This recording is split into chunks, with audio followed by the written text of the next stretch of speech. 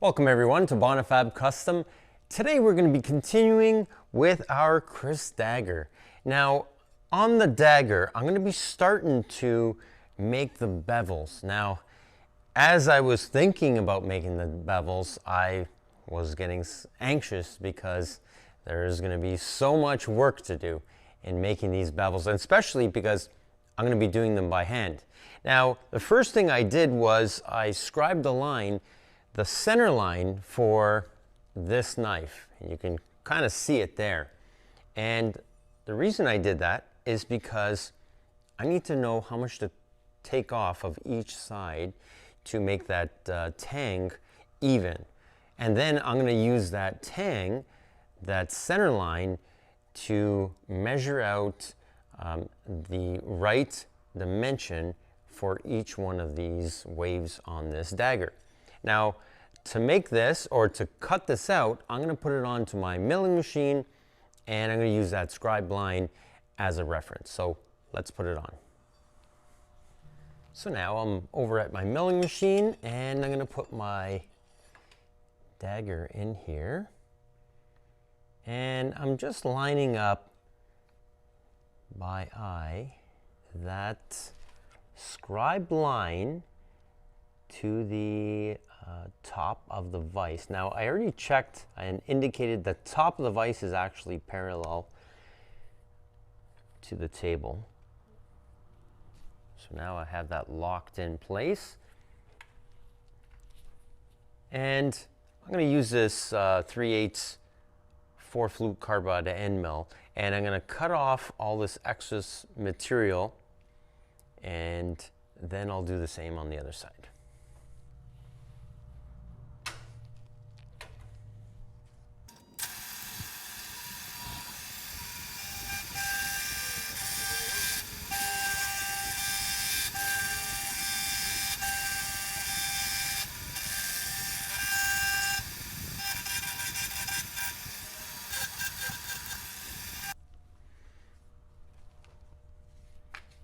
So now that's roughed out, and I'm going to flip it around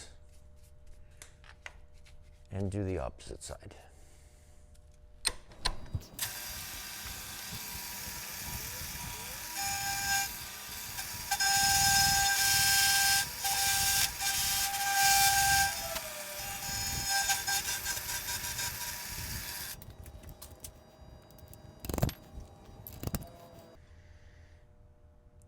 Okay, so now I have that tang in there, and I'm going to start scribing some lines on the top for how long the bevel is, and also on the side to get my center of the bevel. So to scribe a line into center, I'm using this little height gauge, and what I'm going to do is I'm going to bring it to the top of my part, and it's a 1/4 inch, so the center of that would be 1/8 of an inch. So I'm going to put it to 1/8 of an inch,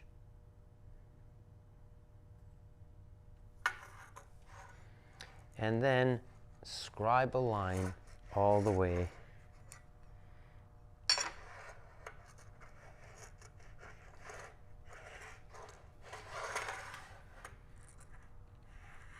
giving me that center line where to put my, or how far I have to go with my bevel. So now you can see there's a center line there. And I have it set to 1/2 inch, and I'm going to use the caliper to scribe a line on the top.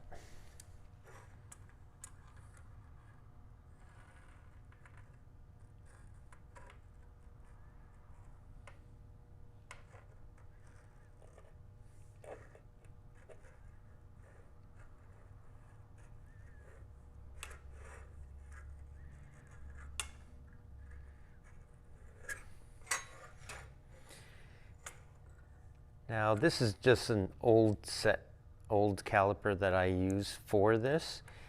I wouldn't recommend scribing lines with a a really good caliper. So now I have both the lines, the bevel and the center line. And now I can start roughing it out, which is the best part, I guess.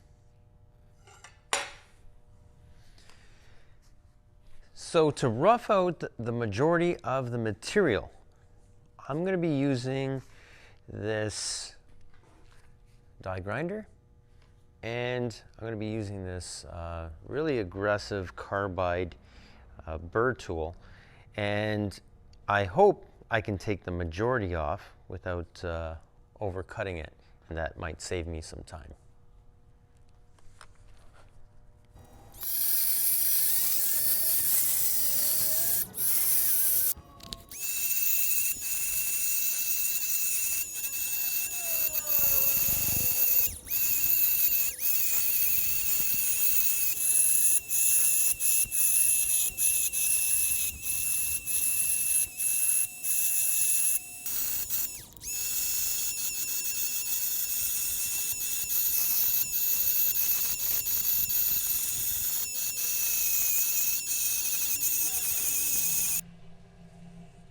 So I got one side roughed out, and now it's on to the next side.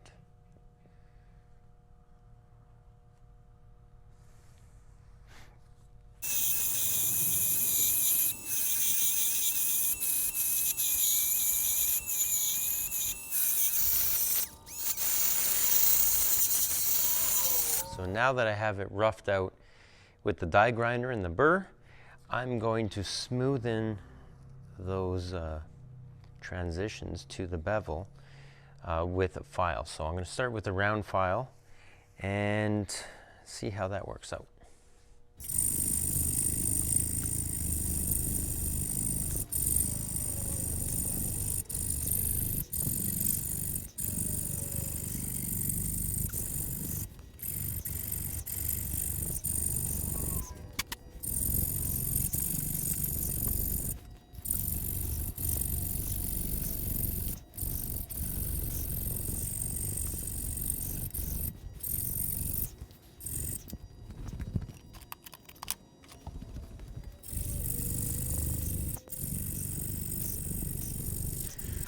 So after days and days of grinding it with a file, now I'm going to smoothen these file marks out, and I'm going to do that with my die grinder again, but I have these little sanding pads here, and they go around like a rubber mandrel.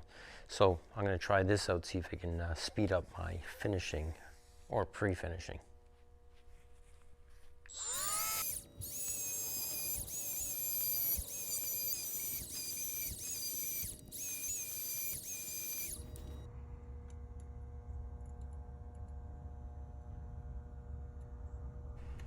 So finally, after years and years of polishing this thing, first with the files, then with the die grinder, and then finally by hand, I got this thing pretty much pre-finished, ready that I can heat treat. But, you know, after all that time, I really want to see what it's going to look like before heat treat.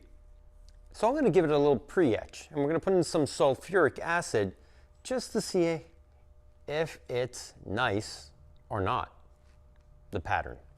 So let's put it in and see a sneak peek of the etching.